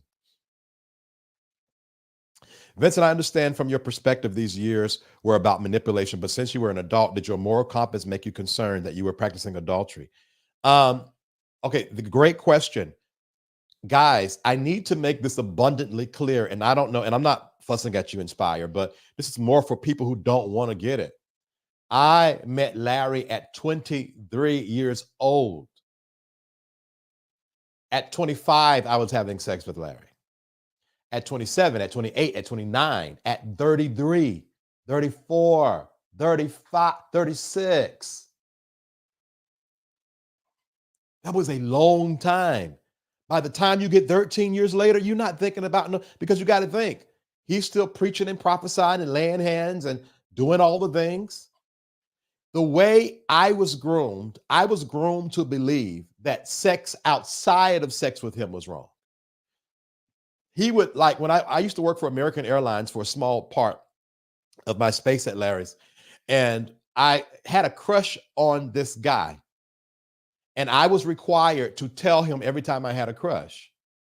And I never forget, and this is one of many instances, by me telling him I couldn't text the guy no longer. He would check my phone. He took my phone and text the guy himself. He blocked the guy's number. And then, like I said in one of the parts, then you oscillate from you sitting at that job lusting, you're supposed to be an elder and a man of God. And then the very next sentence says, you don't like my body. He don't look like me. It was a thing where I was only allowed to lust after him and have sex with him. Any other sexual activity, porn, I wasn't even allowed to masturbate. And I say allowed literally because of his witchiness. If I masturbated, he would have a dream about it. Now, this is a true story. Have a dream about it and then text you, you've been masturbating? And then you got to say, yeah, because he know. And then it's a whole thing. And I remember I went on a porn binge one time. And then I had to literally show him the porn that I was watching. And then I was questioned because the porn I was watching didn't look like him. So it was a thing. It was a thing. All right. Do you think that he had roots on you? I think that Larry worked magic on me. And what happened was I was working through my own things, and I was telling the producer, I said, at least once a week, y'all, that's a lot of time. At least once a week, Larry and I had sex. Those approximately 13 years. And he said, once a week? I said, once a week. He said, so we don't, I'm just watching. What's the big deal? He said, he worked you. I said, what do you mean? He said, he worked you. He made sure that he kept you charged by methodically having sex with you kind of on this routine. And it was true because I remember because I had to work through a lot of emotional pain and distress and depression and suppression. And it didn't bode well on me. And I remember he would say stuff like, you ain't never happy until we have sex. Now look at you, you're happy now. He had some kind of awareness in my experience. And I'm saying in my experience because it was I was there. He had some kind of awareness that in order to keep me, he had to have sex with me. Which is the reason why when you look at the timeline, he stopped pastoring, I stopped having sex, and February 2018, I'm gone. And next question. Thank you guys for these questions.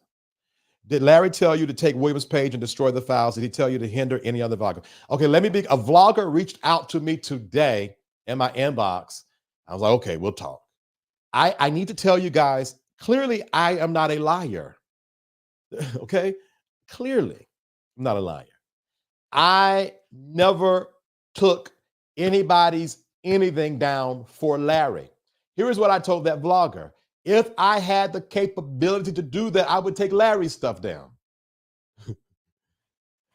I don't know why people are persisting this thing. And I've said it over and over. I have nothing to do with anybody's site being taken down. Now, William's site was already taken down. I was transferring the files, and then you guys know the rest of the story from the February the 16th live. Yeah. But had nothing to do with it. Why do you think Larry made up?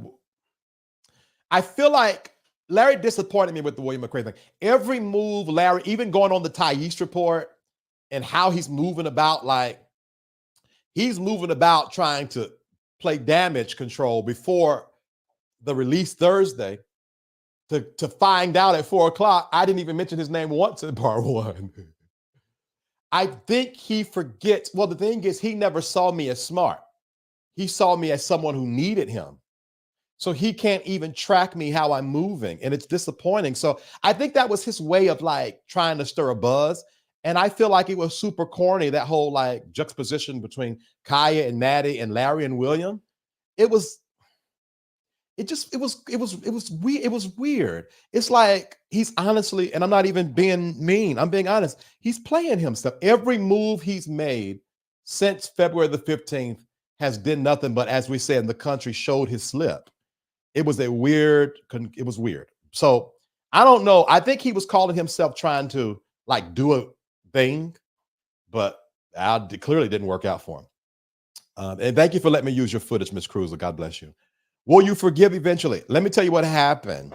Oh gosh. I'm telling you guys, when I'm answering those questions, the producer's asking me, but I'm really being talent. I'm not producing this, right?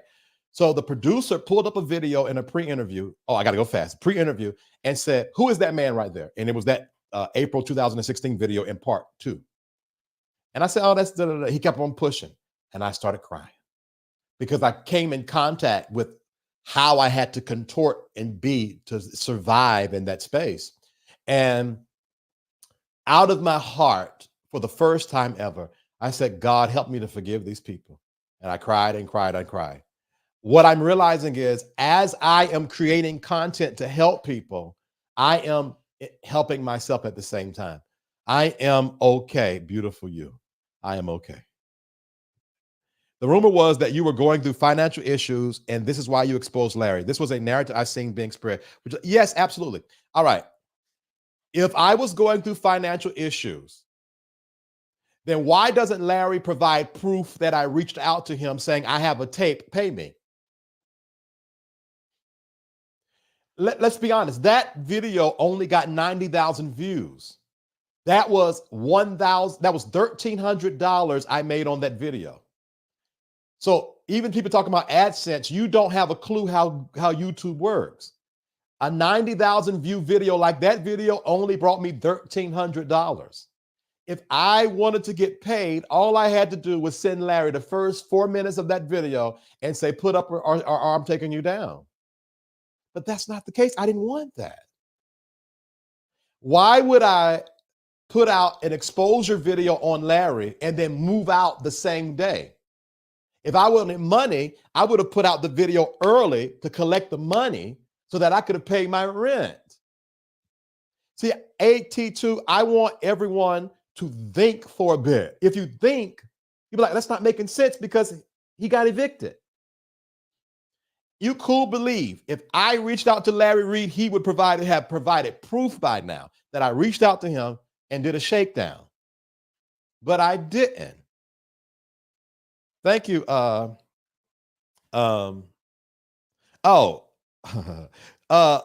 Okay, got it. Yeah, go ahead and put Timothy Blaine's thing up real quick since he paid. To be clear, why are you a victim?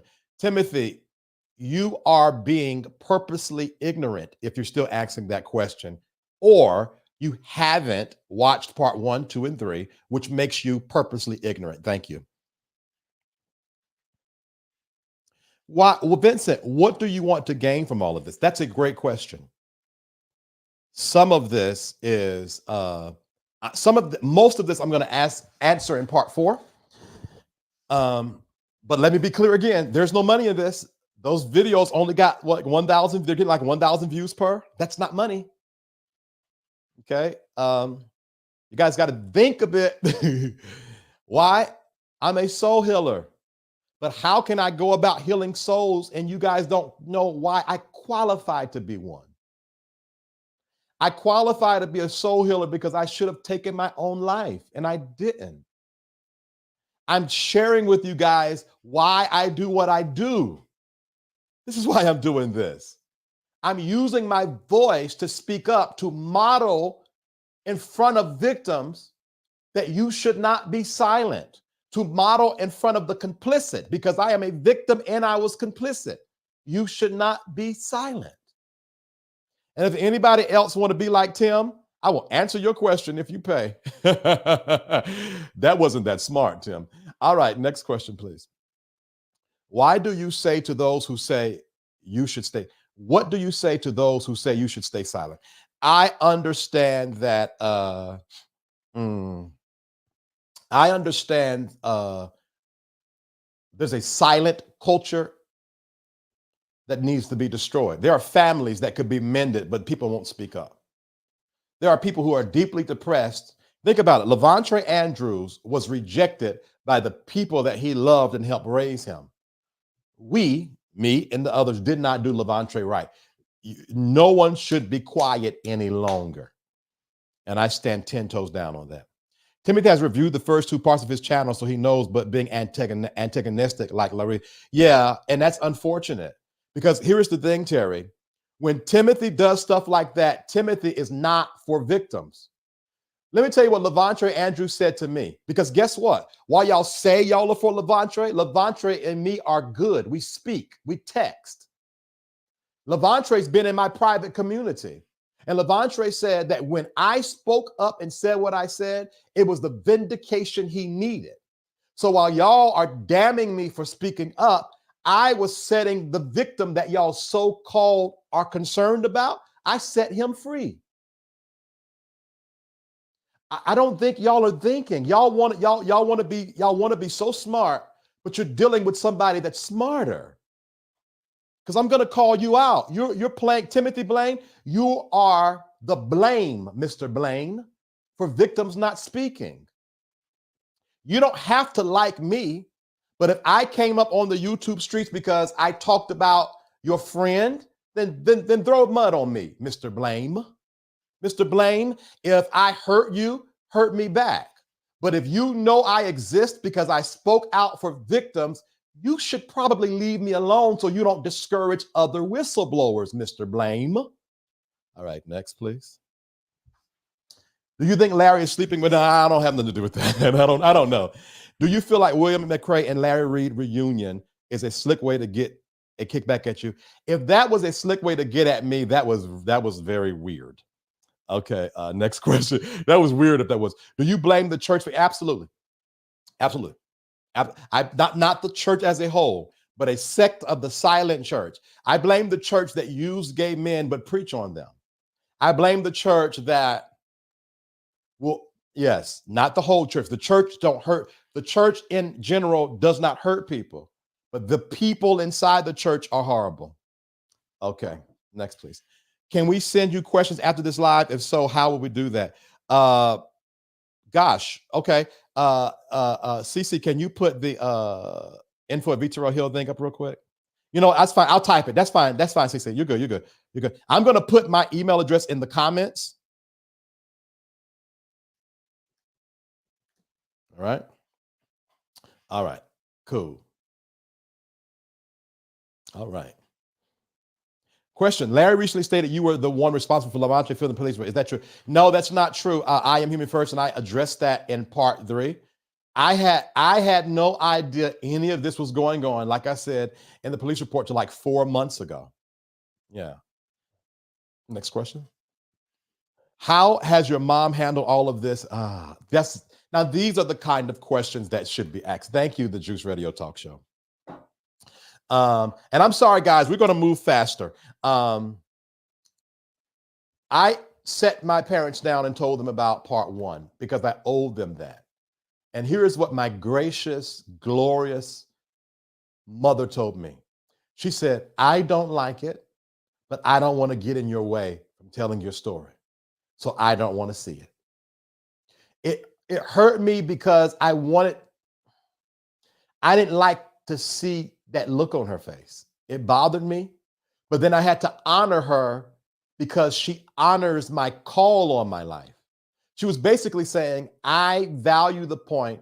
I don't like the point that you use your experiences as content to help other people, but since you do it, I won't get in your way. And my father didn't. My father watched it. My mom didn't.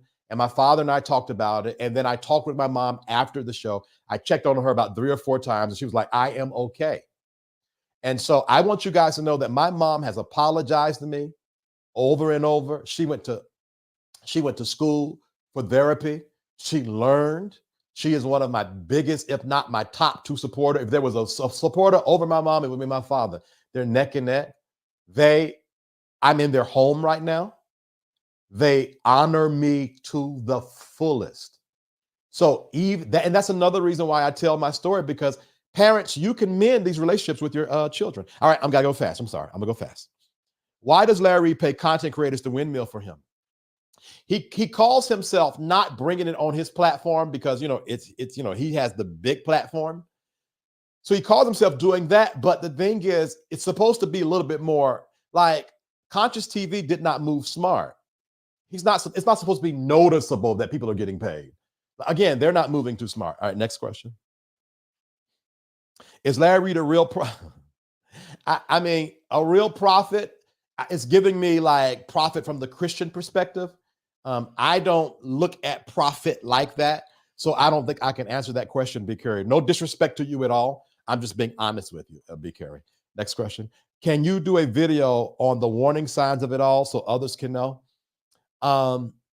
My entire channel is about helping people recover, and I'm going to be doing a lot of videos on abuse moving forward, the Juice Radio and Talk Show.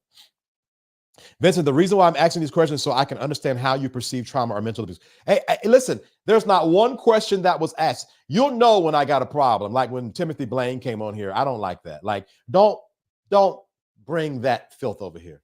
Do you think Larry can be stopped? If so, how? Larry is going to self-destruct. Yeah, Larry is going to self-destruct. Did you enjoy the time you had with Larry, pros and cons? I did up until I found the truth in January. I learned what I got, and let me be fair, the pros to being amongst Larry was I got an opportunity, a blank canvas to learn who I was and my skill and how good I am. Because he used me, he did use me, but in that using, I was able to tap into myself. So that was the pros for that. All right. What do you think is your part in this that you fully regret? Oh, I stayed too long.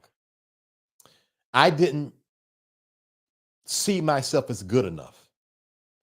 So I felt like if I stayed with Larry, I could use his greatness for me to be great.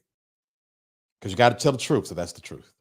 And I regret that because now I see evicted, having to deal with a whole bunch of hoopla on here, that I'm over here excelling. I'm doing well. I mean, like literally. All right, next question. Do you think Larry will ever change? Do you think him misusing people's stuff? I personally don't believe Larry will ever change. I believe Larry will leave the earth as he is, unfortunately. Next question. Vincent, was Larry really wanting to be Tasha's friend, or was he was using her and she was using him? Next question. Every relationship, in my experience and opinion, every relationship Larry has ever had has been usury. What is your cash app? Oh, glory to God. Hey, I'll put it in the comments. I'll put it in the comments.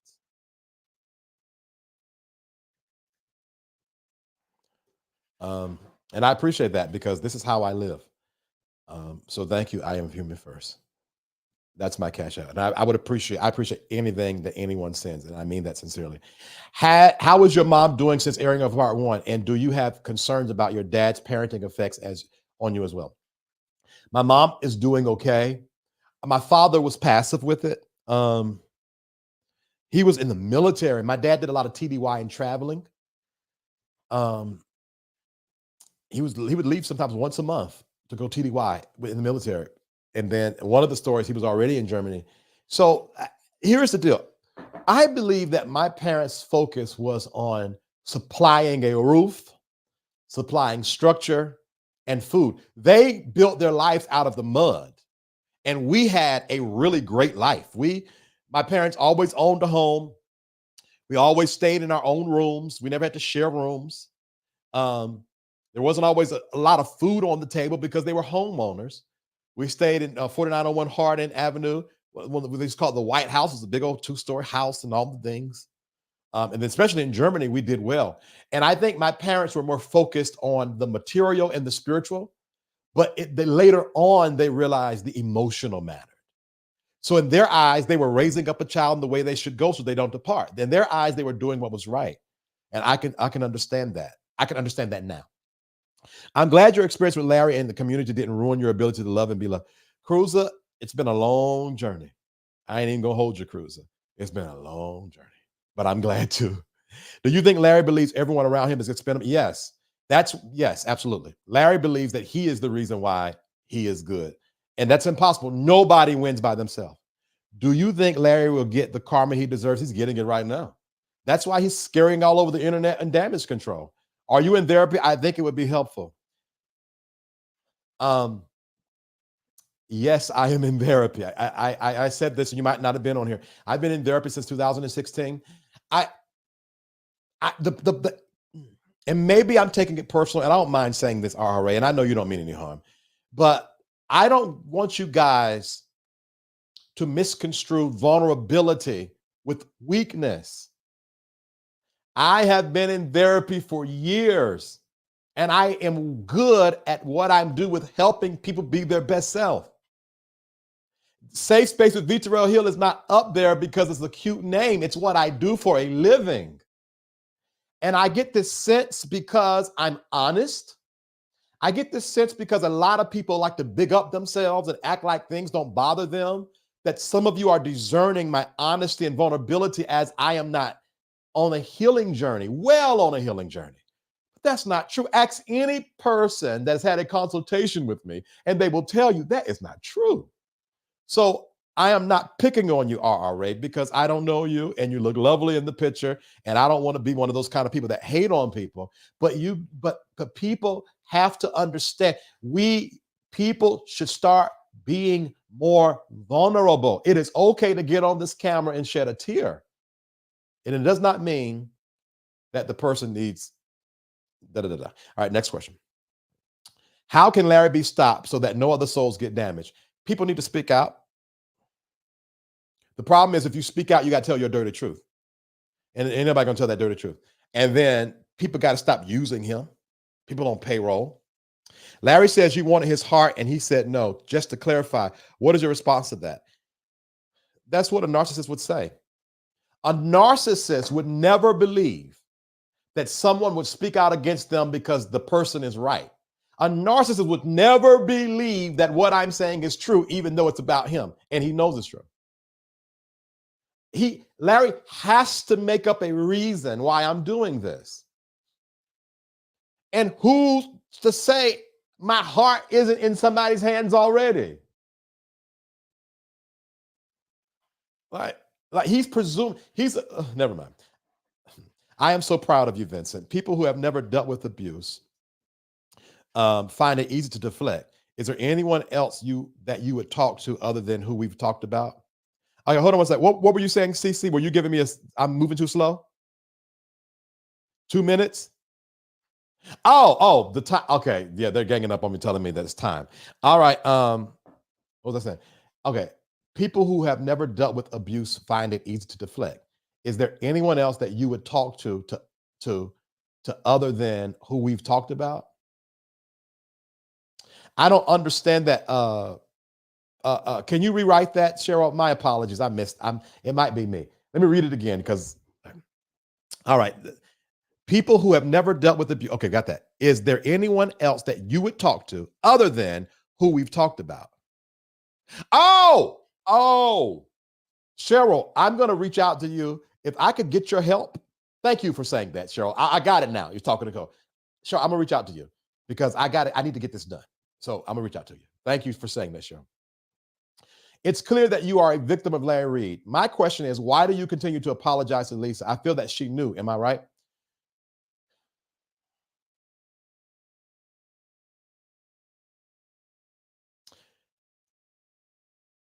I don't care how I justify it, and I am a victim, and I am justified in my victimhood. but that does not excuse me, because now I am clear and I have bandwidth and space to express my apologies to her. And I think that's only right. And then some people in Truth Seeker, it's okay for you to think otherwise, but that's just my personal stance. And if she ever reach out, I'm gonna say something. All right. Vincent, in the long run, how do you want people to remember you or to say about you? I am nowhere. Oh, this has got to be fast. Okay. I want people to say, I want people to understand. I want people to understand the power of the truth. I want people to see me and say, that guy gave me the strength to speak up. Number two, I want people to say, that guy helped me believe in myself. If I can do those two things, I'm good to go.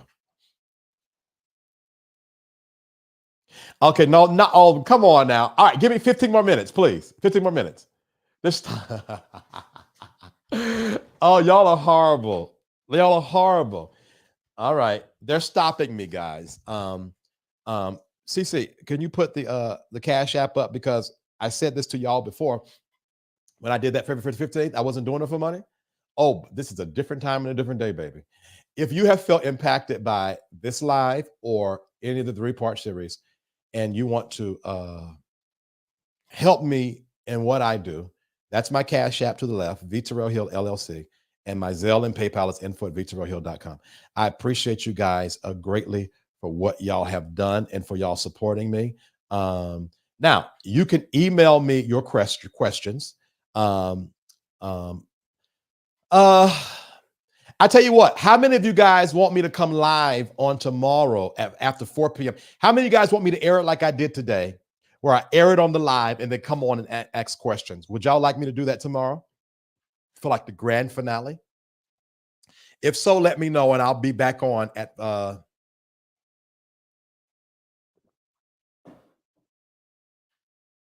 yes, live. Yes, that would be great. Yes. Okay, bet. All right, then I'm gonna do it at 5 o'clock tomorrow, then, guys. 5 o'clock tomorrow. Okay.